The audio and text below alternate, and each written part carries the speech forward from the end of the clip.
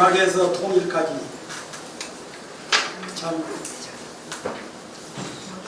오래전부터 꿈꿔왔던 그런 주제인 것 같습니다. 그런데 실제로 참석하신 분들이 공학 실천 시민행동 저보다는 공학에 대해서 훨씬 더 많이 알고 계시는 전문가들이시고 또 청주 중에는 저명하신 대학교 총장님까지 앉아 계시고 해서 제가 상당히 주눅이 듭니다. 함께 토론하는 셈 치고 강의를 시작하도록 하겠습니다. 주제가 공학과 3.1혁명 그리고 촛불시위, 우리 현대사를 정맥으로 꿰뚫는 주제지요. 그런데 최근에 반일 종족주의라는 책이 베스트셀러가 되고 근처 보면서도 지켜보니까 우리 태극기 위에다가 우리나라 깃발 들고 돌아다니는 그런 세력, 또 요즘 일부 대학에서는 전시작전 지휘권 문제라든가 주한미군 주둔비가 올해만 해도 얼마인지 혹시 아시는 분 계십니까? 주한미군 주둔비 1조 389억입니다. 1조. 땅 사용료라든가 이런 거 말고 현찰로 지출하는 것만도 1조 389억인데 최근에 미국 대통령 하는 모션을 보면은 3배에서 5배쯤 올린다. 그런데도 이를 비판해야 될 우리 사회 구조에서는 야당이라든가 대학이라든가 지식인들은 이런 것보다는 다른 데 관심이 더 많은 것 같아요. 대단히 국가적으로 민족사적으로 어려운 국면인 것 같습니다. 노동자들 최저임금 몇백 원, 몇천 원 올리는 데는 길을 쓰면서 반대를 하고 주한미군 주둔비를 몇 조 올려달라고 하는 데는 올리려고 지금 진행되고 있는 데는 침묵을 하는 우리 사회 정상인가? 동학이 3.1혁명이 촛불 시위가 우리를 여기까지 이끌어 왔는데 우리 당대인들은 과연 어떤 모습을 보이고 있는가? 이런 부분을 함께 토론해 보도록 하겠습니다. 잘못되기는 조선 왕조가 건국될 때 이성계가 국시로 친명사대를 내세웠죠. 우리 민족사에 참 부끄러운 모습입니다. 내놓고 세상에 내놓고 친명사대. 그래서 5.16 후에 친부인 출신들이 국시라는 게 국수가 아니죠. 국시라면은 한 나라의 정체성을 의미하는 건데 아이덴티티. 국시를 방공으로 내세웠어요. 적어도 한 나라 한 시대를 시작한다고 하면 국시는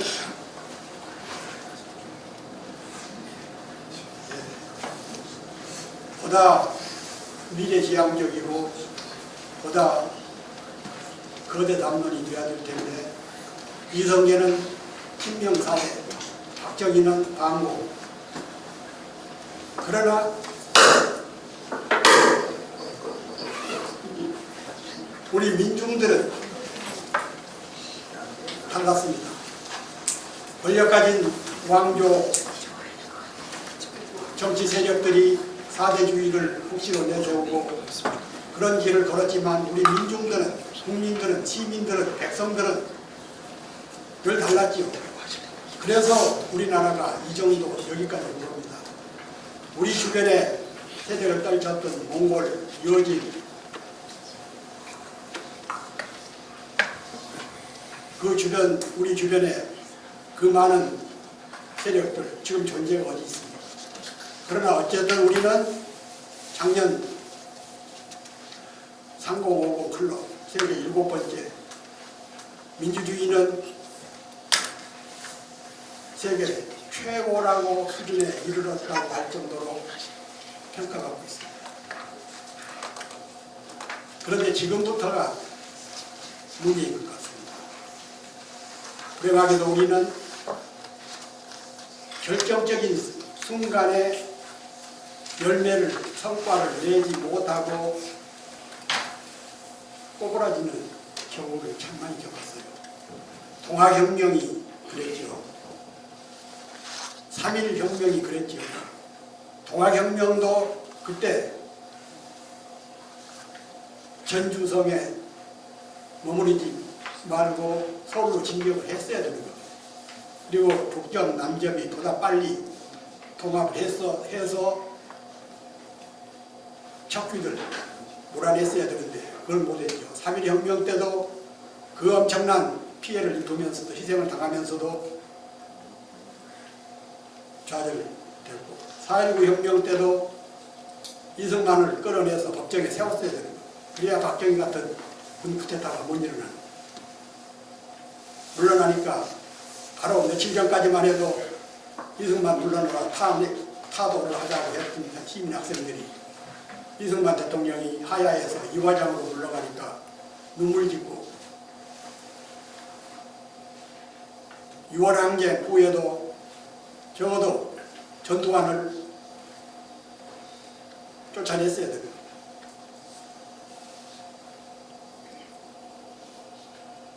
지난 촛불 혁명 때도 박근혜만 쫓아낼 것이 아니라 그를 둘러싸고 온갖 국정 악패를 저질렀던 적폐 세력을 함께 청산을 했어야 새 역사가 진행이 되는데 마지막 단계에서 주춤거려버린 겁니다. 그래서 단재 신채호 선생이 늘 주장하셨던 대로 건국도 있었고 창업도 있었고 의거도 있었고 혁명도 있었고 쿠데타도 있었고 반정도 있었는데 혁명적인 정화가 한 번도 없었다. 1920년대 하신 말씀인데 그로부터 100년이 지난 지금도 혁명적인 정화를 우리는 못하고 있죠. 그 세력이 그 세력. 그런데 우리가 지금 추구하고 있는 가치는 동학, 교과서에나 몇 줄 나올까 말까 하고 젊은 세대들은 동학이라 그러면은 마치 조선시대의 유물 비슷하게 생각을 하고 있고 외래 종교의 번창함 속에서 명맥을 유지하기도 힘들어 보이는 그런 세태. 과연 우리가 3050을 이룬 그런 선진 국가 국민으로서의 역사의식을 제대로 가지고 있는 건지 어떤 때는 교탕할 때가 있지 않습니다. 서문이 너무 길어질 것 같습니다만 준비한 원고를 중심으로 해서 말씀을 드리도록 하겠습니다. 임진왜란 때 선조는 의주로 도망갔지만 전국 각지에서 의병이 일어나 외병과 싸웠다. 한말에 삼전이 물러나고 외세가 밀려올 때 동학이 창도되어 민중의 자주의식을 일깨우고 1894년 전봉군 장군의 동학혁명에 삼남 지역의 농민들이 봉기하여 척외 척양, 백수년 전에 척외 척양 피치를 들었다. 그러자 고종과 대신들은 청국군을 불러들어 진압시키고 텐진 조약에 따라서 그때 당시 조정에서는 일본하고 청나라가 그런 조약을 맺은지도 몰랐습니다. 청국군에 이어 일본군이 들어와 30만 명을 학살했습니다. 일본군이 중국을 침략할 때 텐진에서 난징에서 30만 명을 학살하는 것을 두고 세계가 분노를 하고 드라마도 만들어지고 영화도 만들어지고 그랬는데 일본군이 우리 동학군을 30만 명을 학살한 것은 기록에 몇 줄 나오고 그걸로 끝나는 거예요. 한말 일제가 침략하자 국왕과 대신들은 적에게 굴복하거나 내공노가 되어서 을사늑약과 병탄유약을 체결했습니다. 500년 사직이 지켜온 왕조가 전투 한 번 제대로 해보지 못하고 항복을 했어요. 한 왕조가 500년 가는 왕조도 지구상에 별로 많지가 않습니다.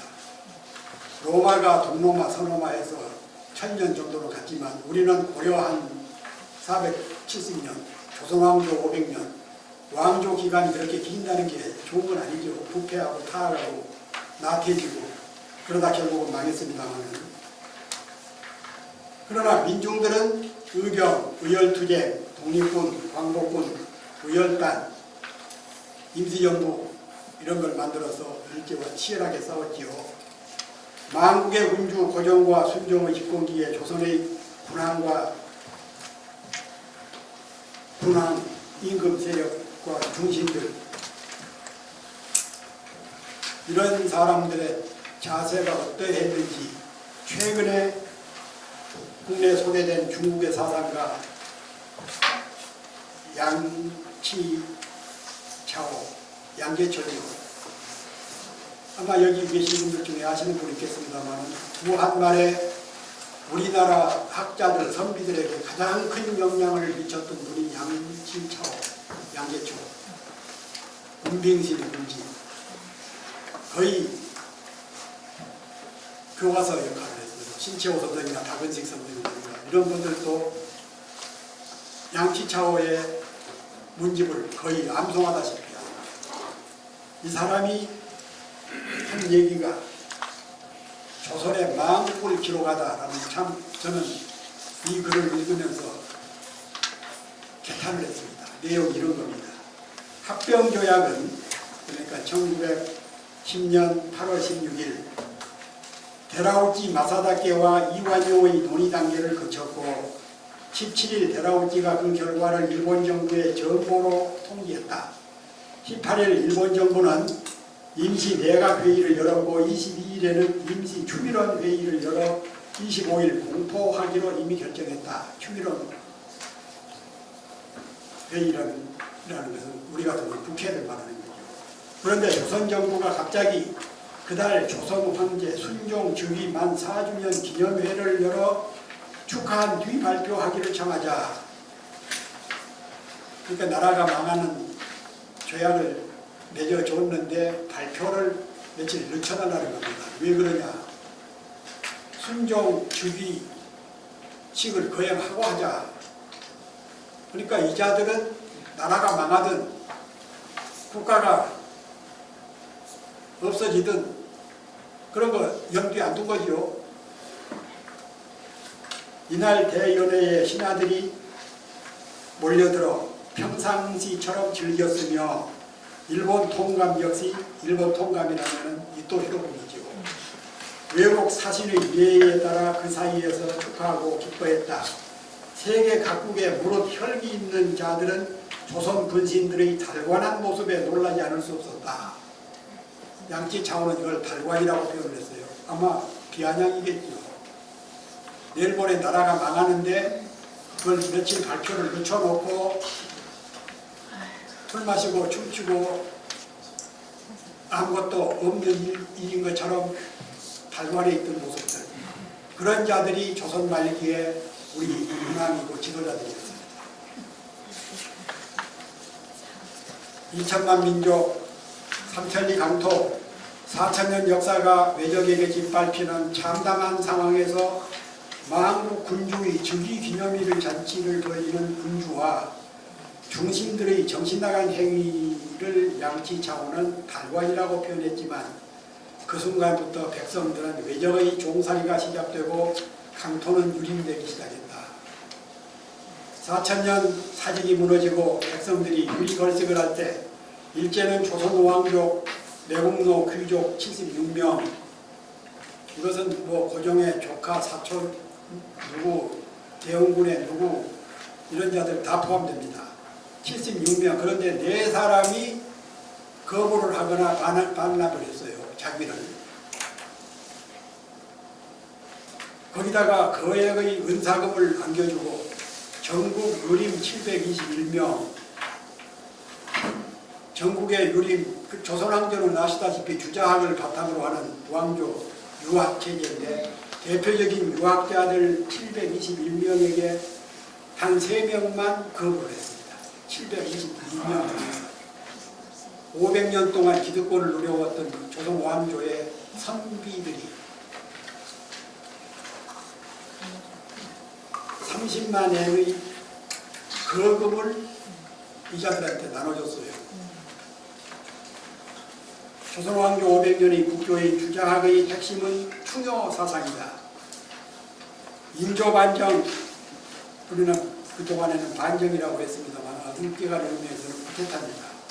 이제 집권한 노론계열이 300여 년간 집권하면서 저지른 매국, 망국의 도배들이다. 이들은 망국후 독립운동을 한 사람은 거의 없고 대부분이 친일파가 되었으며 해방 후에는 미군정, 이승만 정권은 그리고 박정희가 집권하면서 오늘에 이르기까지 기득세력의 뿌리가 됐다. 친일파 원로들이라고 할 수 있습니다. 원흉 이 자들이 이들은 백성을 수탈하고 외세의 길부터 축제한 물적 기반으로 자제들을 해외에 유학시켜서 신지식을 요기하고 경제, 언론계와 사학, 대학, 거의 관료, 법조인으로 키우고 학연, 혈연, 지연을 중행으로 엮어가면서 영원한 양기족을 구축을 합니다.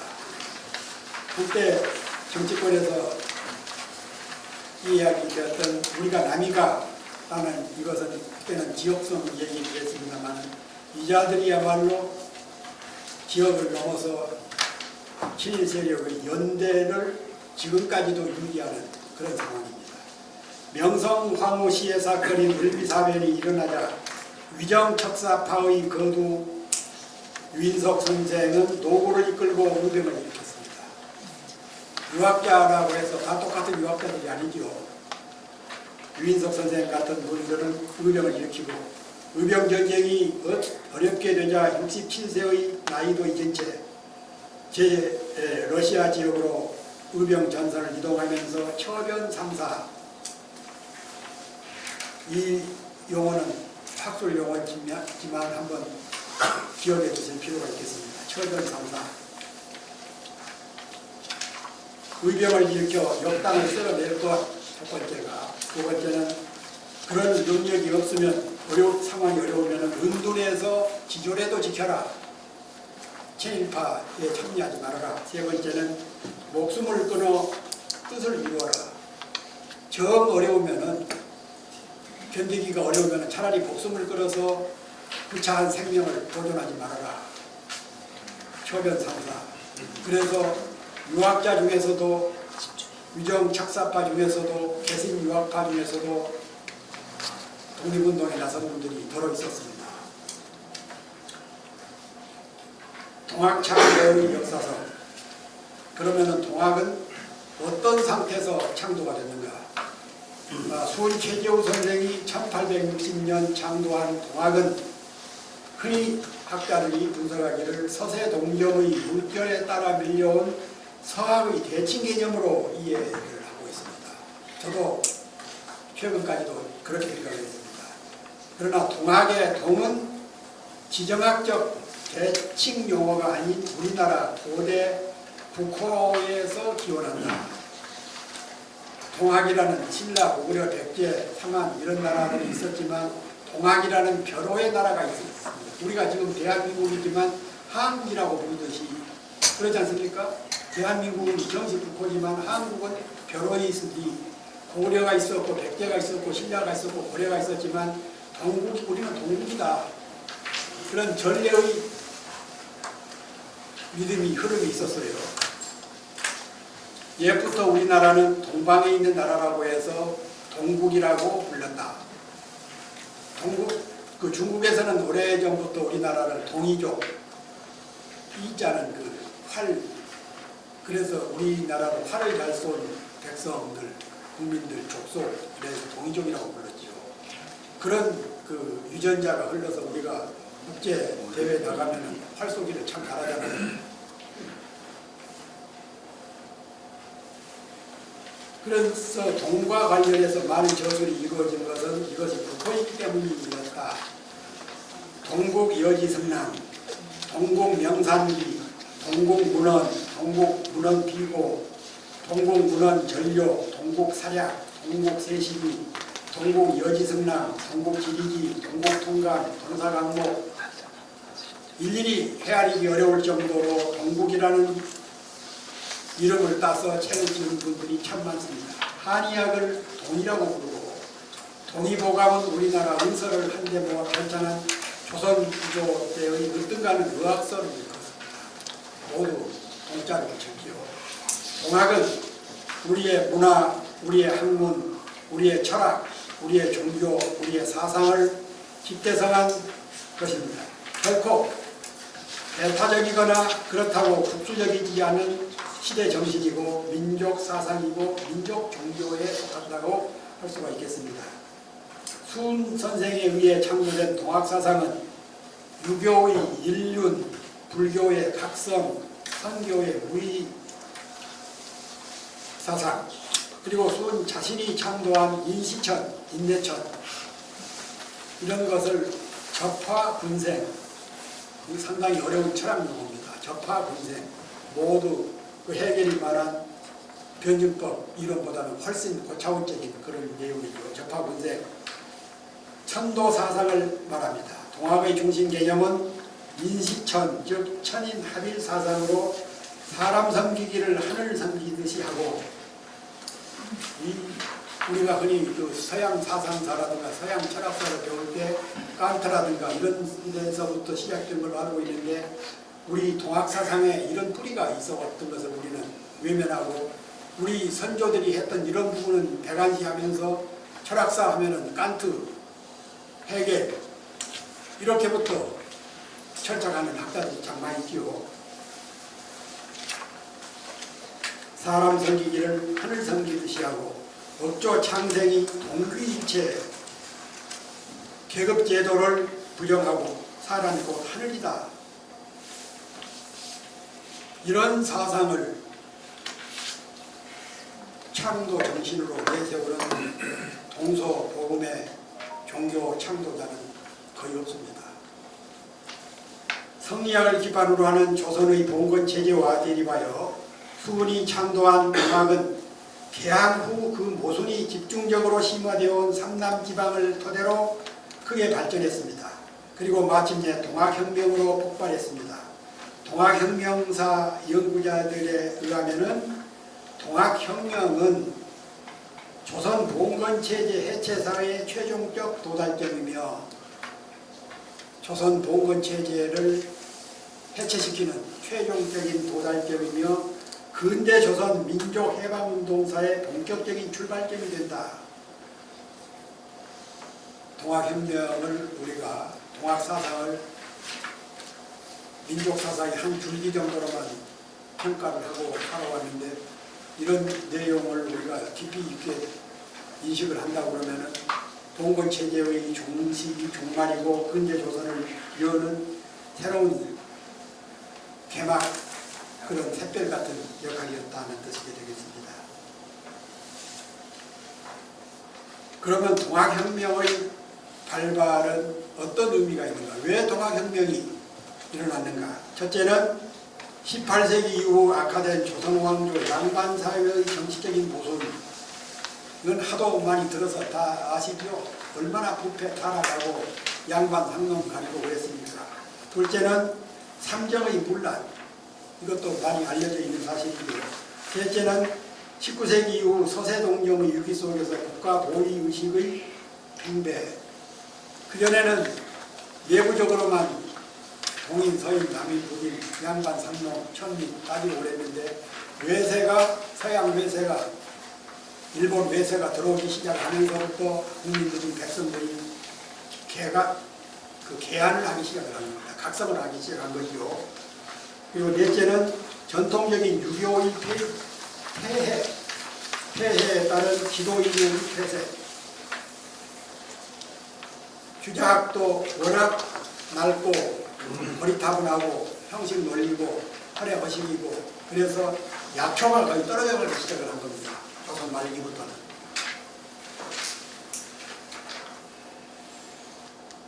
그리고 여섯째는 실학에서 현실 비판과 개혁사상에 대한 영향을 받은 피집의 민주주의 의식 수준.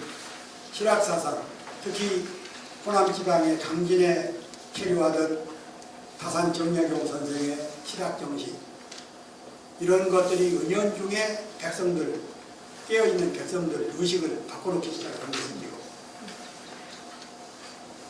동학은 주자학적 전통으로 굳게 닫힌 정근대의 강고한 철벽에서 인권, 평등, 자존을 바탕으로 백성들을 깨우치고 삶의 주체로서 민족 정신을 일깨운 근대의 문을 열었다. 불행하게도 우리는 근대 시민혁명을 그런 과정을 겪지 못했지요. 봉건 군주 체제에서 바로 식민지, 일제 식민지 체제로 전락하면서 근대적인 시민혁명을 겪지 못했습니다. 그런데 동학이 그런 역할을 한 겁니다. 봉건적인 정근대의 철문을 닫고 근대의 광장을 연 것이 동학입니다. 동학은 창도 초기가 도인들끼리의 각성기였다고 한다면 중기는 교조 신혼운동과 교세 확장운동, 동학 연구하시는 분들이 많이 계시니까 이런 부분들은 너무 잘 알고 계시죠. 후기는 동학농민혁명으로 전개됐다. 3단계를 이렇게 구분할 수가 있겠습니다. 동학교조를 사문난적으로 몰아 처형한 정부는 이때가 고종이 등극하고 원년입니다. 그런데 불행한 것은 우리가 일본 메이지 유신이 1868년에 일어났죠. 아시다시피 박구 체제가 무너지고 왕정 독고를 통해서 일본이 각성을 하기 시작합니다. 그것도 페리 제독이 미국의 페리 제독이 배를 타고 들어와가지고 강제로 개항을 할 때 일본은 그런 영향을 받아서 메이지 유신을 단행을 했어요. 우리 동학혁명이 26년 후입니다. 일제가 근대 문명을 받아들이고 총포를 받아들여 서양의 총포를 받아들여서 메이지 유신을 단행을 할 때 26년 후에 우리가 동학혁명이 있었는데 동학혁명이 성공을 했다고 그러면은 우리 국민의 역량으로 봐서 능히 일제 일본을 앞설 수 있었을 텐데도 당시 위정자들은 동학을 적대시하고 동학교조를 처형하고 동학도들을 외국군 불러다가 죽이고 그 짓을 했어요. 그럴 때 일본은 메이지 유신을 통해 가지고 군사를 일본 열도를 통일하고 그러다가 결국은 맥히고 말았지요. 동학농민혁명은 1894년 전라도 고구를 중심으로 시작됐습니다. 고구군수 최병각, 조병각 이런 자들의 횡포, 적폐, 농락, 매관, 매직 이런 것은 우리가 다 아는 얘기죠.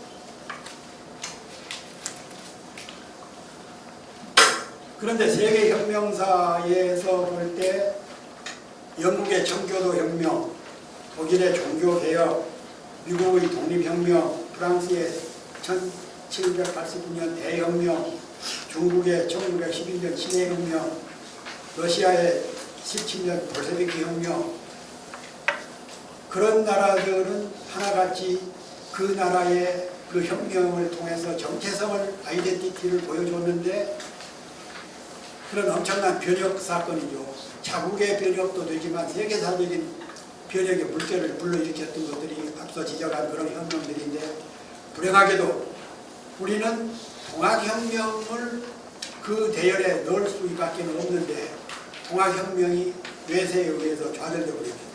그러면서 우리의 근현대사가 쪼그라들기 시작을 한 것이죠. 동학혁명만 성공했다고 그러면 앞서 말씀드렸던 대로 일본의 메이지 유신 못지않는 불행한 역사를 극복할 수가 있었을 텐데 안타까운 일입니다. 그런데 다만 특징이 있다 그러면은 동학을 창조한 교조와 2세 교주, 3세 교주가 잇따라 정치 권력에 의해 또는 외세 침략 세력에 의해서 참사를 당하는 것이다.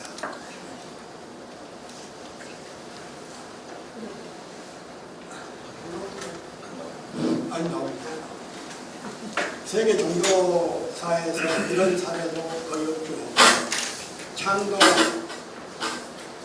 종교를 창조한 교조는 참사를 당했지만 2세 교주, 3세 교주까지 참사를 당한 그 경우는 우리 동학이 처음입니다. 수는 고종에 의해서, 해월은 고종과 일제에 의해서 참수당하고,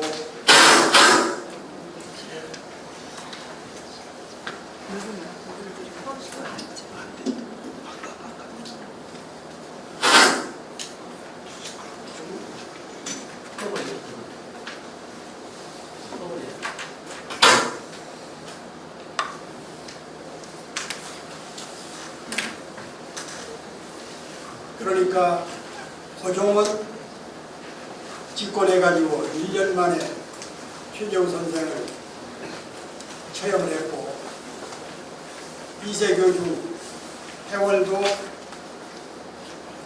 고종과 일제에 의해서 참수당했고, 3세 교주 손정희 선생은 3.1혁명을 주도했다가 결국 일제에 의해서 복사한 거나 마찬가지죠. 유독해도 풀어주지 않다가, 석방하지 않다가 이제 운명이 얼마 남지 않았던 시점에 풀어줬는데 결국은 순교하고 말았습니다.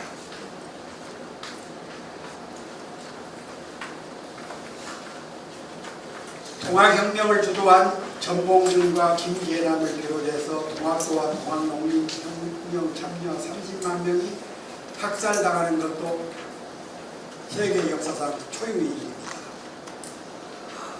유럽에서 백년전쟁이라든가 기독교 세력과 이슬람 세력이 처참한 학살을 벌인 그것은 100년 동안에 진행되는 과정에서 수백만 명이, 수십만 명이 학살당했지만 우리처럼 짧은 기간에 몇 달 사이에 동학 농민군이 30만 명이나 학살된 것은 이것도 세계 역사상 최초의 일입니다. 또 한 가지 특징을 둔다면 창조자와 후계자의 독특한 만남의 관계. 저는 그 최재훈 선생이나 손병희 선생 평전을 준비하면서 그 시대에 어떻게 이런 인간관계가, 이런 만남이 가능했을까 참 감탄을 한 적이 있습니다. 명말 청초 유교의 전쟁에 맞선 중국 사상가 최재훈 이단 사상가 이타고라는 분이지요. 이타고는 호고 이름은 이지인데 감옥에서 자살했던 중국의 이단 사상가이지만 정통 사상가들이 공자를 가장 신랄하게 비판했던 사람입니다. 중국에서 청만이라고 하지만 공자를 비판한다는 것은 사뭇 난적인데 공자를 비판했다가 감옥에서 자살한 사람입니다. 이 사람 말씀이 더할 수 없다면 참다운 스승이 아니고 스승으로 삼을 수 없다면 좋은 것이 될 수가 없다. 더할 수가 없다 그러면은 참다운 스승이 아니고 스승으로 삼을 수 없다면 좋은 것이 될 수가 없다. 저는 지금도 유효한 주장이라고 생각합니다. 그런데 순과 해월, 해월과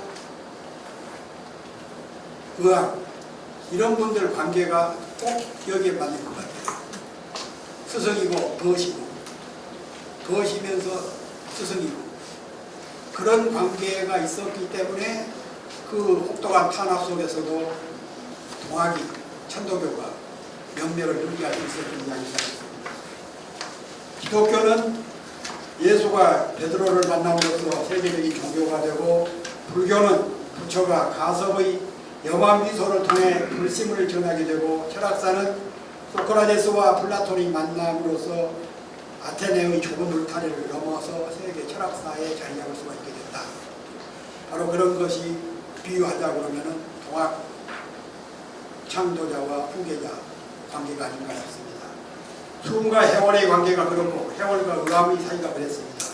사제지간인가 하면 동지고 것이었습니다. 해월은 추적을 피해 언제라도 피신할 수 있도록 항상 집신 한 켤레에 밥 한 끼 넣은 보찜을 옆에 두어 최보따리라는 별명을 붙었습니다. 다 아시죠? 최보따리. 도피 중에서도 스승의 부인과 아들을 보살피고 동학의 조직 정보와 포교에 노력했습니다. 해월과 의암의 관계도 그렇기에 그토록 혹독한 시국에서도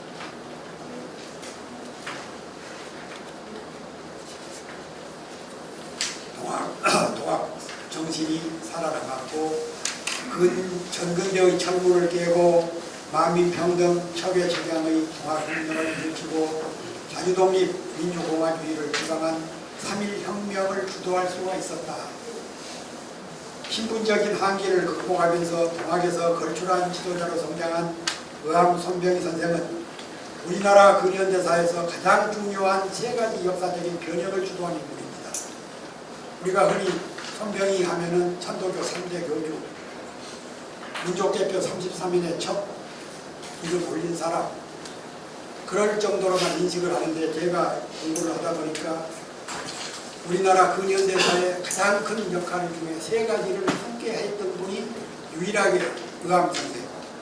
첫째는 동학군 국적 통령으로 임명되어 보고간민, 왕제창생, 척외척양의 지지 아래 국적의 10만 혁명군을 이끌고 관군 왜군과 싸운 치열한 혁명가다.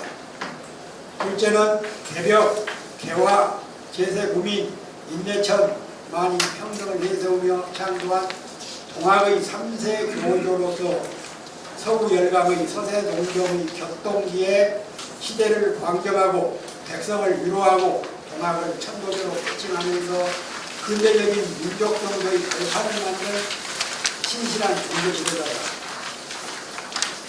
셋째는 일제강점기에 국권 회복을 위해 민족 대표들을 결집시켜서 민족 대연합을 통해 세계 만방에 대한의 자주독립을 선포한 김이 산을 혁명운동을 주도한 독립운동의 선구자다. 우리가 지난 3월 3.1혁명 100주년을 지났습니다만, 손병희 선생이 없었다 그러면 과연 3.1혁명이 가능했겠는가? 그때 당시 천도교가 아니었다 그러면 과연 그런 거사가 가능했겠는가? 이런 생각을 해봅니다. 동학혁명이 반봉건, 반유해세투쟁의 근대적인 분기점이라면 천도교 창설은 민족적인 정체성을 지키려는 종교개혁의 시발점이고, 3.1혁명은 반제 자주독립과 민주공화주의를 위한 현대사의 출발점이라고 할 수 있겠습니다. 그 중심에 의암이 존재합니다. 우리 근현대사의 빛나는 성자 중에서 이 세 가지 역사적인 과제를 참여하거나 주도한 인물은 의암이 유일합니다. 제가 여기서 개소리에서 3.1혁명, 3.1혁명 하니까 3.1운동이지 왜 당신은 3.1혁명이라고 하느냐, 그런 분들 계실지 모르겠습니다. 그렇게 100년 동안에 우리는 3.1운동이라고 배워왔죠. 그러면은 왜 3.1혁명이어야 하는가? 3.1운동이 아니고 왜 우리는 3.1혁명이라고 불러야 되는가?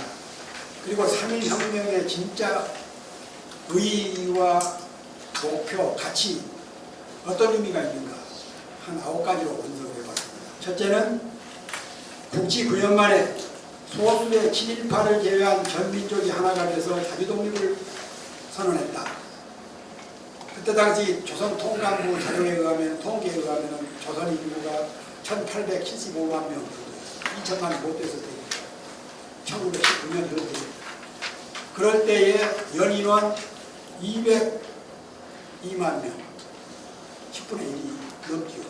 202만 명이 만세 시위에 참여한 역사는 세계 혁명사에 그때 3.1혁명이 유일했습니다. 대부분의 프랑스 혁명이나 러시아 혁명이나 다른 나라 혁명들 보면은 그 주도자들, 그 지역 출신들, 이런 사람들이 계층, 종파 주도였는데 우리는 전 민족이 거의 참여하다시피 한 거죠. 둘째는 단순히 반제국주의, 자주 독립만 선언한 것이 아니라 군주제를 폐지하고 근대적인 민주공화제로 전환하는 계기를 만들었다. 그걸 어떻게 하느냐? 민족 대표들이, 손정희 선생을 비롯해서 민족 대표들이 일본 법정에 섰을 때에 일본 판검사가 그러면은 당신들이 독립을 하면은 어떤 나라를 만들 거냐? 하나같이 민주공화제. 그리고 천도교에서 비밀리에 만들었던 조선 독립신문, 지하신문이죠. 3월 1일부터 서울 시내 일원에 뿌려졌던 신문에 의하면 정체는 민주공화, 대통령은 손병희, 곧 가정부가 세워진다.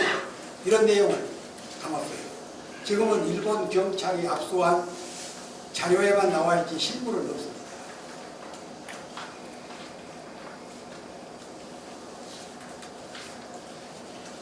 셋째는 여성이 처음으로 4천 수백 년 역사상 여성들이 최초로 역사 현장에 등장한 게 3.1혁명 때입니다. 물론 그 전에 의병운동이라든가 국채보상운동 이런 데에 소수에 깨어있는 여성들이 참여한 건 있지만 여성들이 본격적으로 민족문제, 역사문제, 시대문제의 현장에 등장한 것은 3.1혁명 때가 처음입니다. 혹시 3월 1일날 오후 2시에 탁골공원에서 만세 시위를 부른 흑백 사진들 보시면은 앞장선 사람들, 종로 네거리에 앞장서서 시위한 군중은 여성들이 앞장섰습니다.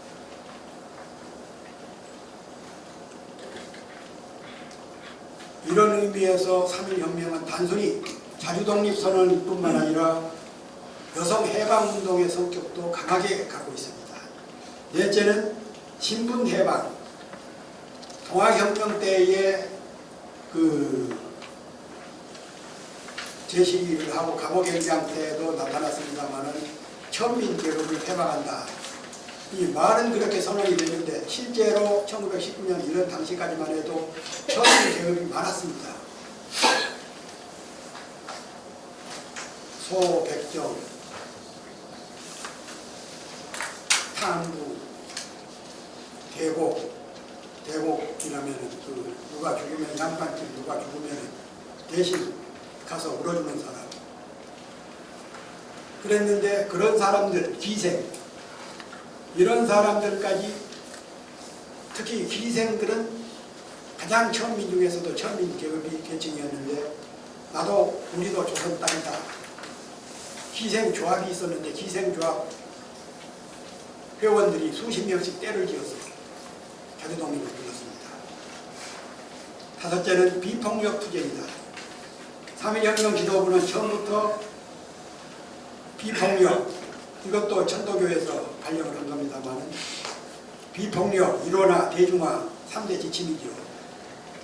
일제는 엄청난 무력을 갖고 있기 때문에 우리는 총한 자루가 없었던 상황에서 비폭력을 할 수밖에 없었죠. 그래서 또 많은 사람들이 참여를 하게 된 겁니다. 비폭력, 일원화, 대중화, 이런 비폭력 혁명도 세계 혁명사에 거의 유일합니다. 3.1혁명. 이로써 우리가 지난 2년 전에 촛불혁명이 그 후에 프랑스라든가 다른 나라에서 있었던 그 시위를 보면은 불상사가 많이 터지죠. 운행이 털리고 금은방이 털리고 사람이 죽이고. 그런데 3.1혁명 때는 비폭력, 일원화, 대중화, 세계 혁명사의 길이 남을 기록입니다. 여섯째는 세계 피약강 민족 해방투쟁의 봉합불 역할을 했다.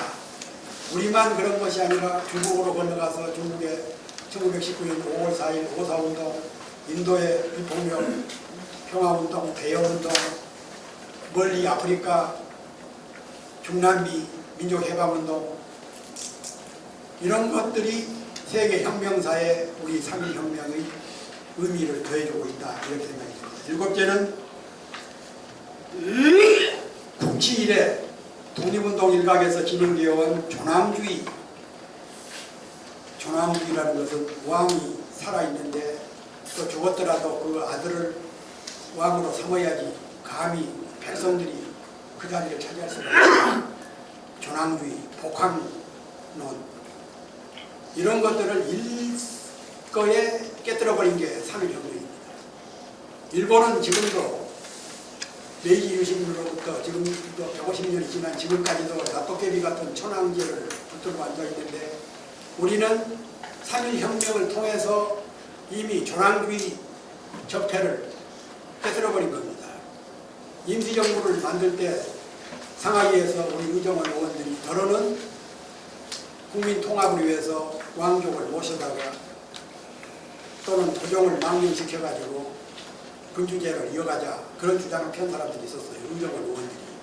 그러나 다수는 3.1혁명의 기본은 민주공화다, 이런 의미가 있겠습니다. 여덟 번째는 국내뿐만 아니라 해외에 나가 있는 이주민과 망명자들까지 하나로 묶어서 민족의 정체성을 이루었다.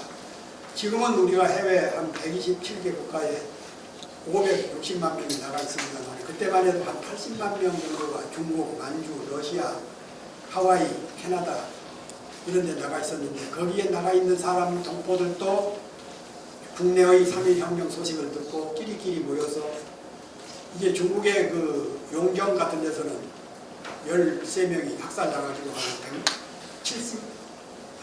수십만 명이 모여서 시위를 하고 그랬었죠. 그리고 아홉 번째는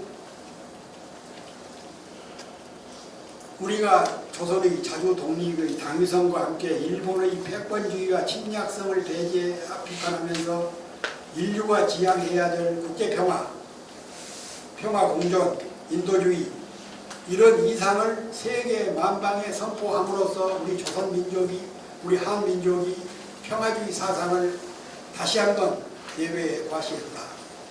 이런 9가지 또는 10가지, 제가 하나는 일찍 정리를 못했습니다만, 이런 그 혁명적인 거사를 다른 나라 혁명에는 위대한 혁명, 대혁명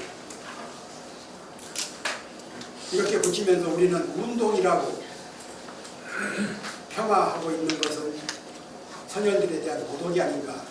원래 1948년 임시정부, 우리나라 정부가 수립될 때 나중에 고려대학교 총장을 역임한 유진호 박사가 헌법 전문가였는데 거의 위라다시피 했죠. 자기 아버지도 헌법 전문가였어요. 일제 강점기지.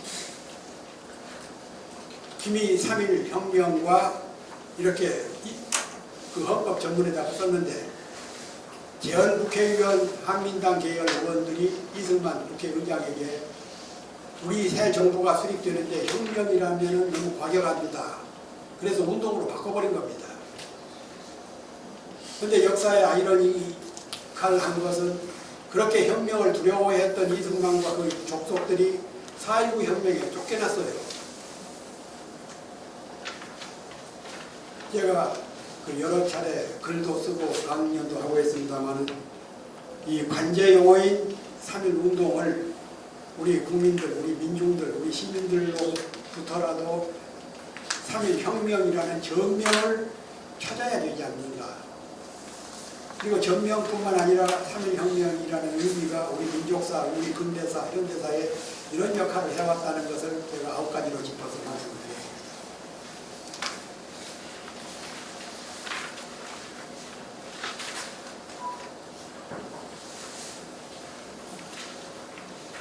그러면 세 번째의 주제인 촛불혁명. 이것은 우리 바로 2년 전에 있었던 일이기 때문에 당대사고, 또 여러분들이나 저나 직접 겪어봤던 일이기 때문에 정리하기가 상당히 좀 빠른 것 같기도 합니다만, 그래서 비유화 중심으로, 비교적 덜 알려져 있는 비유화 중심으로 몇 말씀을 드리도록 하겠습니다. 명불허전 말이 익숙한 말이죠. 명성은 결코 헛되게 전하지 않는다. 칼 마르크스 역사 진단, 한때는 칼 마르크스 얘기만 해도 주위를 돌아보고 그랬던 시절이 있었죠. 김포공항에서, 그때는 인천공항이 없을 텐데 김포공항의 세관들이 칼 마르크스, 막스 웨버의 책을 유학생이 가지고 오니까 막스가 들었다고 해서 압수를 했는데, 막상 자본론을 가지고 오는 사람은 이 사람은 자본주의에 정하다.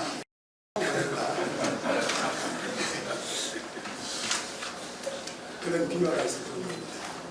그런데 칼 마르크스가 헤겔의 말을 인용하면서 세계사회의 막대한 중요성을 지닌 모든 사건과 인물들은 말하자면 두 번에 걸쳐 나타난다고 지적했다. 한 번은 비극으로, 다음번은 희극으로 나타난다. 처음에는 비극이지만 나중에는 희극으로 나타난다. 원래는 헤겔이 한 말, 철학사의 변증법 논리 중에서 한 말인데 이걸 마르크스가 따가지고 이걸 정치용어로 바꾼 겁니다. 역사용어로 바꾼 건데, 그 예를 들면은 보나파르트 나폴레옹이 프랑스 대혁명을 짓밟고 쿠데타를 일으킨 데 이어서 유럽의 침략 전쟁과 황제 등극 이후 몰락한 과정을 비극으로 평가합니다. 프랑스에는 가보신 분들은 아시겠습니다만 프랑스 나폴레옹 기념관에 가면 지금도 비석이 100비이죠. 거의 150년이 지난, 죽은 지 150년이 됐는데 나폴레옹 비석이 100비로 되어 있어요. 왜 그렇겠어요?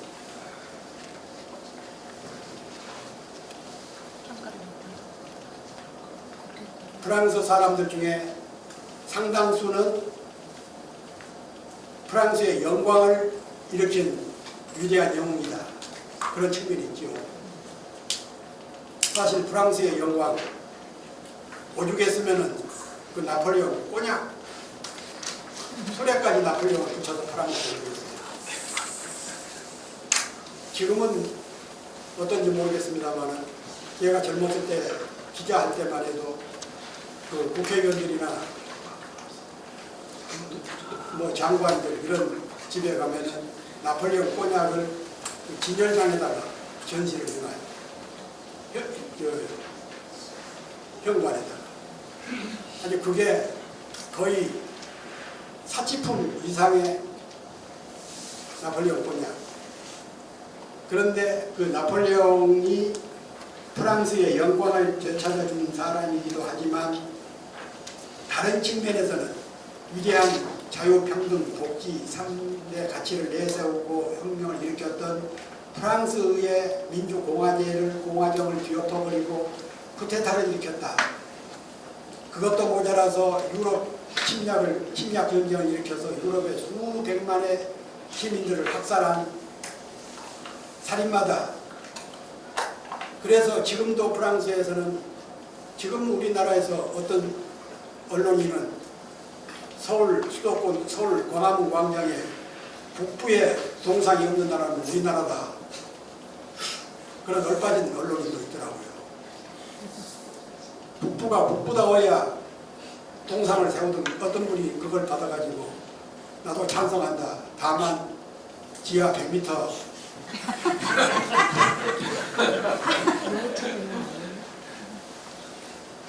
그래서 그 프랑스에서는 지금도 양론이 배제가 되어 있습니다. 그래서 100비로 남아있는데, 그런데 이제 그 조카라는 자가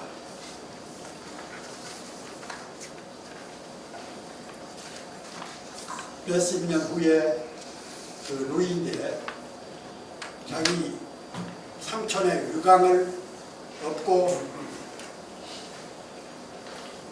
황제에 듣는 그랬어요. 근데 그때부터 나폴레옹은 상당히 영웅입니다. 위대한 유재석이 말을 타고 가면서도 독서를 하고 침략 전쟁을 하면서도 도서관을 끌고 다니고 그 쫓겨났을 때 어디 섬이죠? 센테르나. 거기에 귀양가 있을 때도 나중에 죽었을 때 보니까 책이 한 4,000권 있었다. 그렇게 독서광이었어요. 아는 것도 참 많았고. 그런데 그 조카는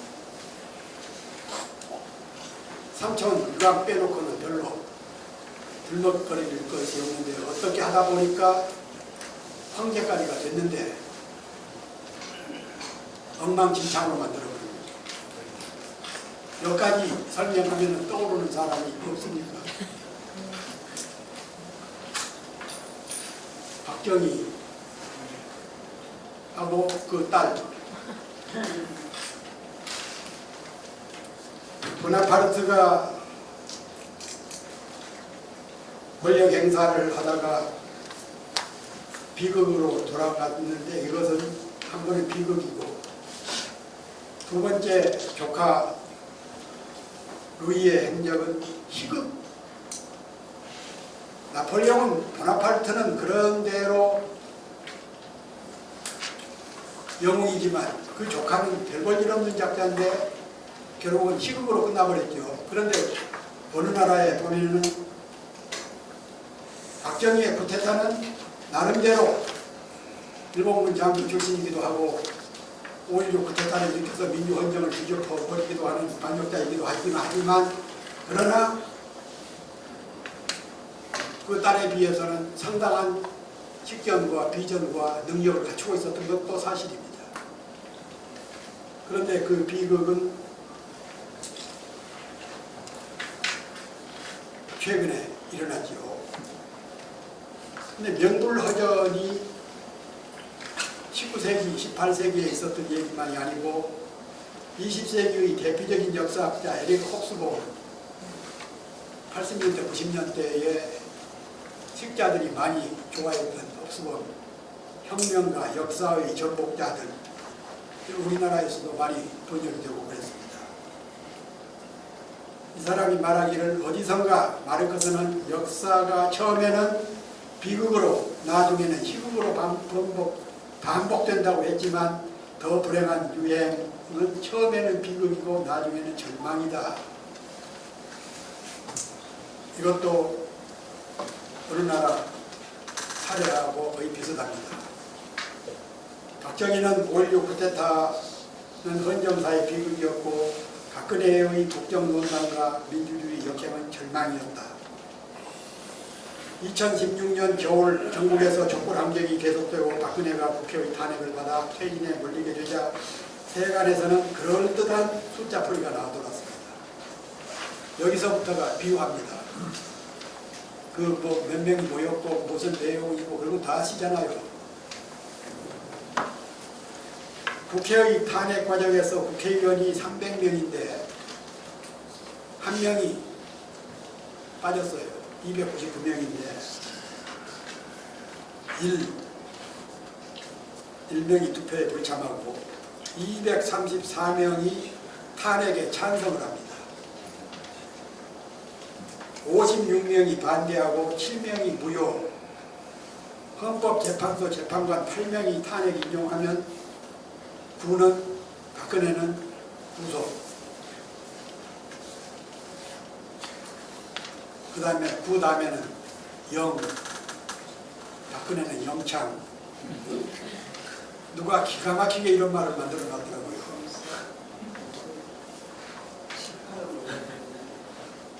박정희가 18년간 집권하다가 암살되고 박근혜는 18년간 청와대 생활 18년간 청와대에 들어갔대요. 생활을 했대요. 부친이 암살 후 18년간 집권, 정계투신 18년 만에 제18대 대통령에 당선. 이런 경우는 우연이라고 해야 될까요? 필연이라고 해야 될지. 재밌는 숫자에 뿐이죠. 박근혜는 5.16 쿠데타 후 51년 6개월 만에 51.1%를 득표하고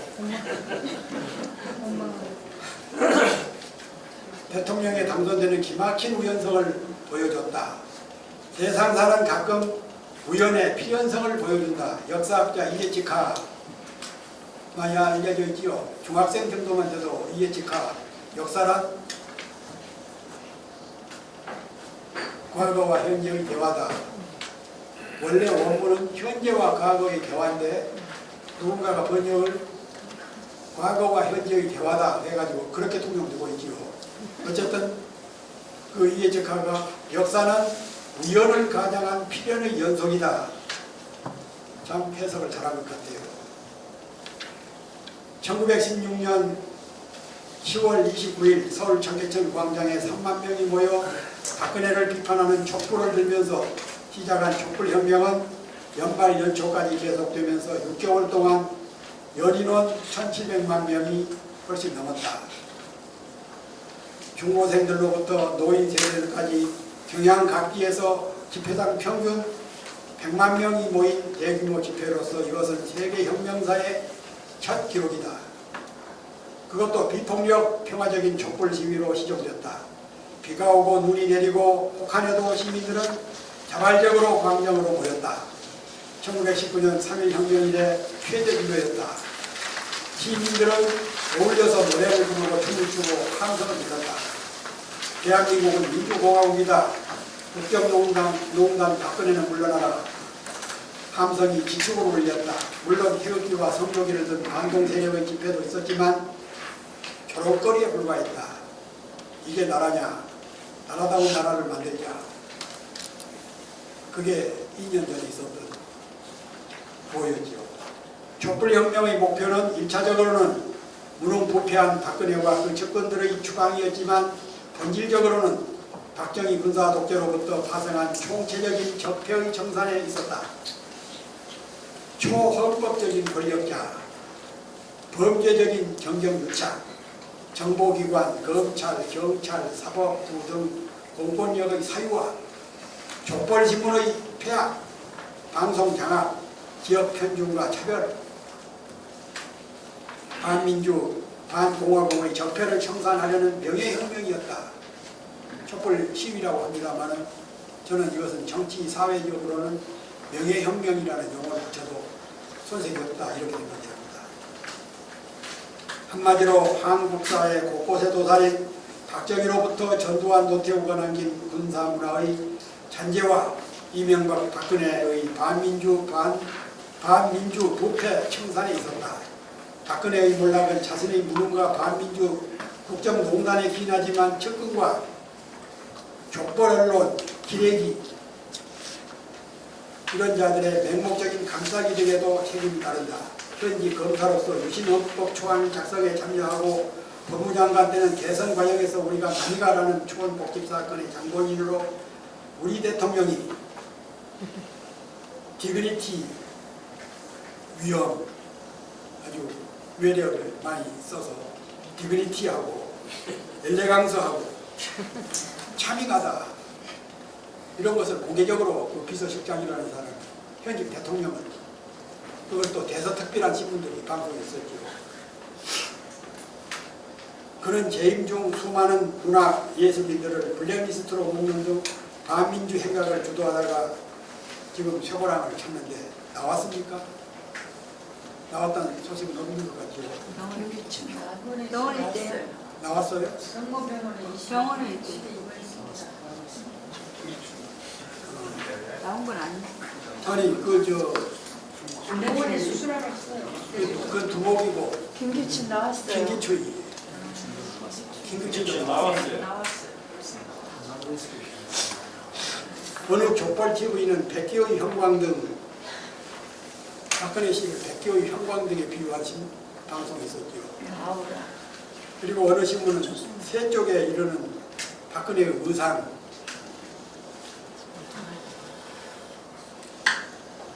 이런 걸 특집으로 보냈습니다.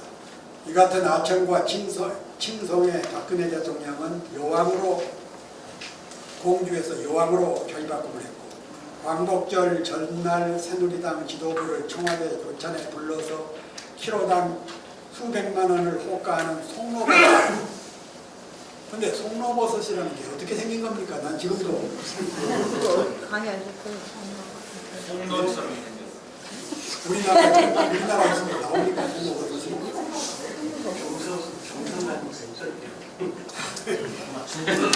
중국에서 나온 거예요.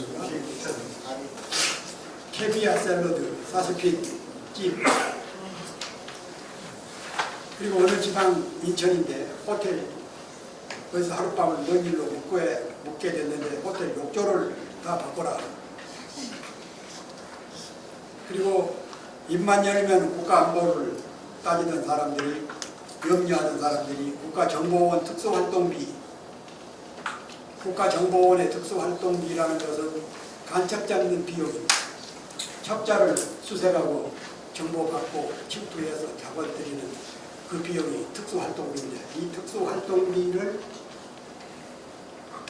빼다가 의상비로 쓰고 시위하는 반제 데모 하는 사람들한테 나눠주고, 입으로는 안보 떠들면서 행동은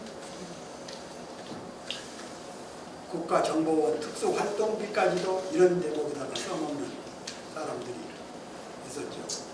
박근혜는 민주공화주의에 전혀 소양이 없는 위정자였습니다. 세월호 사건이나 통합진보당 해산, 개성공단 철수, 정부기관보다 측근 최진술에 의존하는 등 반민주적인 행태와 공권력의 사유하는 공화정 대통령이 아닌 유신시대나 왕정시대의 요람으로 착각하고 그렇게 구사했다. 일부에서는 이명박 근혜 순실 정권 이렇게 표기하는 분도 있더라고요. 어떤 분이 명예 교수인데 너무 기니까 명예를 빼고 그냥 교수라고 했다. 그러듯이 이명박 근혜 순실 정권.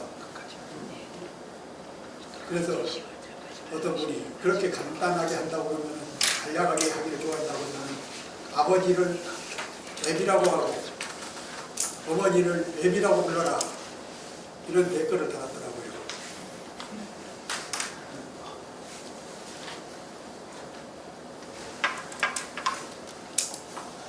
그런데 문제는, 또 저도 이것도 참 미스터리입니다만, 청와대가 알고 있었는지는 몰라도 헌재에서 만약에 기각이 될 경우에 대비해서 경영 선포를 하고 병력을 장갑차 등을 투입해서 촛불 집회를 무력으로 진압하려는 업무가 있었어요. 청와대의 34단의 1개 여단, 1공수 여단, 헌법재판소의 24개 중대, 광화문에서는 34단의 2개 여단을 투입한다는 계획을 세운 것으로 전했습니다. 박정희의 유신 쿠데타나 전두환의 5.17 쿠데타에 상식하고 거의 비슷했습니다. 우리가 자칫했으면 헌법재판소가 만약에 이것을 기각을 했다고 그러면은 쿠데타가 또 한 번 제3의 쿠데타가 일어날 뻔했습니다. 기무사는 각급 정부기관 장악과 언론 통제 방안까지 마련했다. 탱크 200대와 장갑차 550대, 무장병력 4,800명, 특전사 병력 1,400명, 이런 것들을 동원할 계획을 세웠습니다. 하마터면 군사쿠데타를 또 겪을 뻔했습니다. 촛불 집회가 시정 평화적으로 진행되고 폭력 사태가 없어서 저들에게 빌미를 주지 않은 것입니다. 이 사건의 주모자는 현재 미국으로 도망가서 종족을 감췄지요. 인터폴 법인 체포와 인도를 거부하고 있습니다. 왜 이런 데 하나를 못 잡아오는지 정부도 참 책임하기 어렵습니다.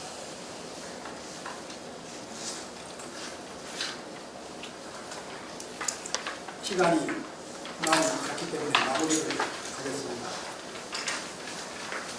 우리는 1894년 통합혁명을 시작해서 3.1혁명, 임시정부, 독립운동, 4월 4.19 혁명, 광주민주화운동, 6월 항쟁, 그리고 촛불혁명 이렇게 밑으로부터의 민중혁명, 시민혁명의 바탕을 겪어왔는데 밀게는 전혀 그러지가 않습니다. 앞서 잠깐 소개했던 대로 메이지 유신 위에서 일으킨 군사들의 기득 세력을 가지고 있는 자들이 그 대타를 일으켜서 메이지 유신을 만들어주고요. 그리고 해방 후에 일제가 패망했을 때 메가더가 만들어준 헌법입니다. 두 번 헌법 헌정 체제가 바뀌었는데 두 번 다 위로부터 한 번은 남이 나라가 만들어주고 그런데 우리는 전혀 위는 사대주의에 찌들었지만 정부는 백성들은 민중들은 밑으로부터 혁명을 통해서 민주주의를 공화주의를 체득하게 된 것이죠. 그래서 어떤 분이 일본의 민주주의를 복음된 민주주의, 복음 흙이나 이런 걸에다가 위에다가 금으로 맡기지라는 복음된 민주주의. 우리 주변에 보면은 일본은 55년 체제, 55년부터 자민당이 일당 독재를 하고 있죠. 한때 한 2년 반 정도 민주당이 집권해서 정권 교체가 있는 것 같았지만 거의 60년 동안 일당 자민당이 독재를 하고 있습니다. 중국 공산당, 러시아, 북한은 말할 것도 없고 그럴 때 우리나라의 민주주의 질서, 민주항쟁, 국민들의 민주의식 다만 문제는 우리가 그 3.1혁명 때부터 임시정부가 내세운 게 하나같이 민주공화인데 민주는 그런 혁명과 저항을 통해서 어느 정도 바탕을 기본을 이루었는데 공화는 아직 초기 단계도 이루어지고 있습니다. 민주는 기본권, 주권 재민, 선거제도, 다당제 이런 걸 의미한다고 그러면 공화는 함께 더불어서 사는 공공질서, 공공복지 이런데 3050 클럽에 들어갔지만 그 엄청난 재부는 소수의 특권층, 재벌 이런 자들에게 독차지하고 그래서 공화는 아직 미숙한 단계입니다. 우리가 이제 앞으로 추구해야 될 가치는 공학에서 통일까지 그 통일을 위해서는 민주에서 공화까지 민주와 공화를 함께 가야 됩니다. 양바퀴의 가치 체제 헌법 전문에 또는 민주공화국이라고 해놓고서 민주는 어느 정도 발전했는데 공화는 거의 오른손은 상당히 많이 발달했는데 왼손은 거의 쓸모가 없어져버리는 그런 상태. 그래서 민주주의, 6월항쟁, 3.1혁명, 동학혁명 그런 가치들이 다 모아진다고 그러면은 동학에서 통일까지 민주와 공화 두 체제가 함께 가야 되지 않겠는가라는 생각을 하면서 제 강의는 마치고 혹시 질문 있으면 받도록 질문은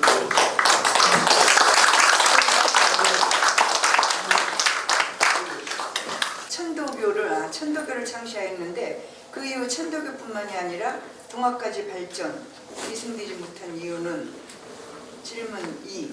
동학 이념이 철학의 한 분야, 인내천으로서 진보되어야 하는데 정체되고 널리 알려지지 못한 이유와 향후 바람직한 방향은? 예, 질문이 그 천도교로다가 바꾸면서 왜 이렇게 동학 정신이 좀 이렇게 회색된 것 같은 그런 생각을 갖고 계신 그런 질문인 것 같아요. 근데 분명히 의암 손병희 선생이 동학을 계승한 일반 3대 교조였지 않습니까? 그런데 또 교조뿐만이 아니라 그분은 뭐 해월 최지영을 모시고 다니면서 동학혁명을 이끌었던, 사실 우리가 전봉준만 기억합니다만은 전봉준과 함께 손병희도 동학혁명을 같이 주도한 사람이에요. 그래서 모두가 다 체포돼서 죽을 때도 유일하게 살아남으셔갖고 동학을 어떻게든 지키려고 노력을 무척 하셨던 분입니다. 그런데 이제 이분이 천도교로다 바꾼 이유는 여러 가지 이유가 있어서 지금 다 설명드릴 수는 없습니다만은 여하튼 간에 천도교로다 이런 걸 바꿀 수뿐이 없는 상황에 처해 있었어요. 그 당시 우리가 을사득약이 체결되면서 이 한순간에 그 의암 손병희 선생 그때 이제 일본에 망명생활을 하고 계셨거든요.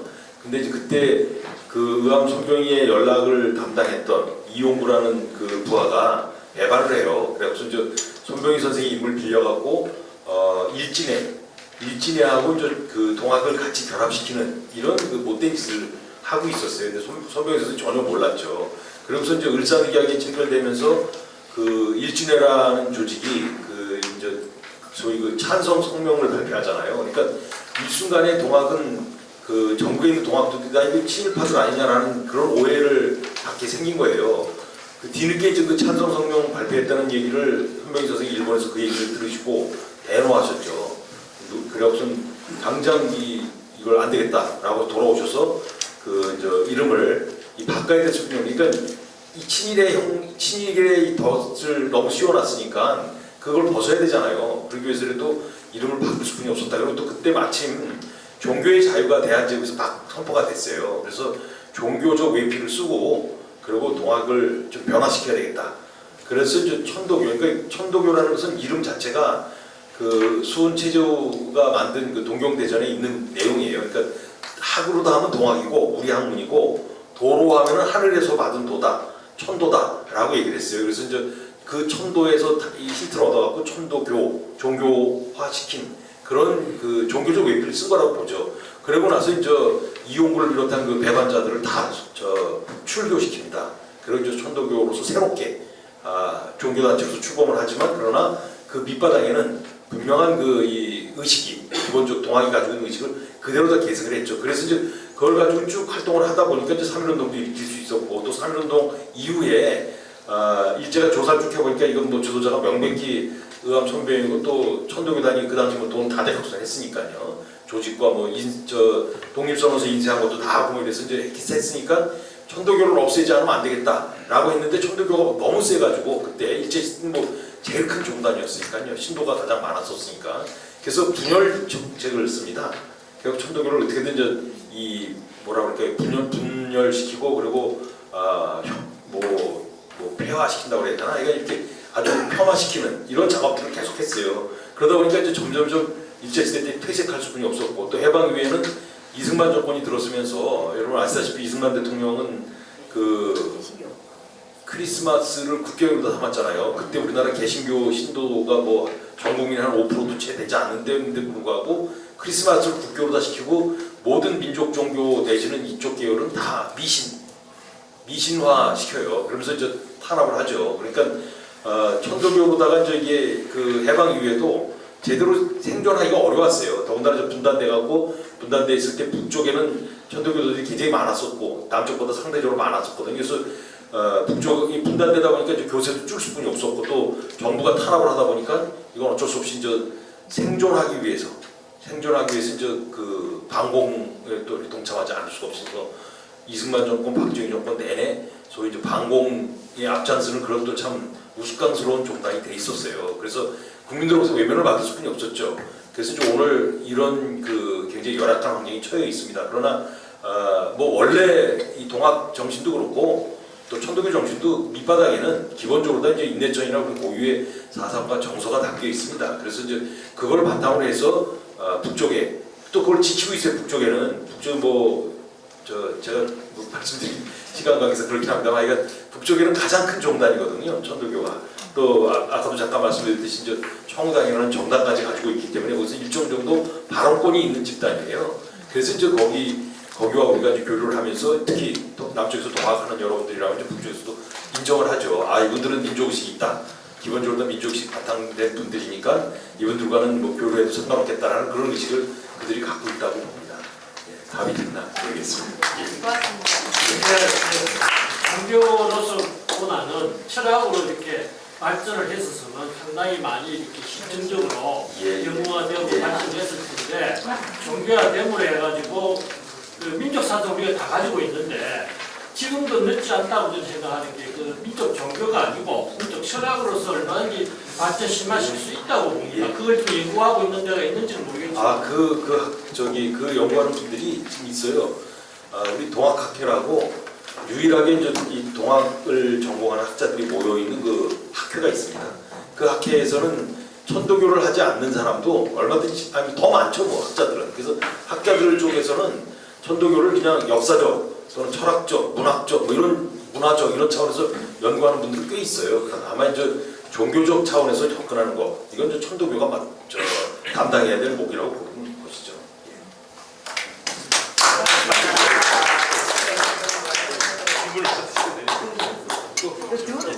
마지막 앉으시죠. 예, 정영은 선생님께서 네 가지를 질문드렸습니다. 첫 번째는 동아농민전쟁은 일본군 침략에 맞서 조선 정부를 대신해 싸운 한일 전쟁의 주역이었다는 저의 주장에 대한 의견 공감합니다. 두 번째는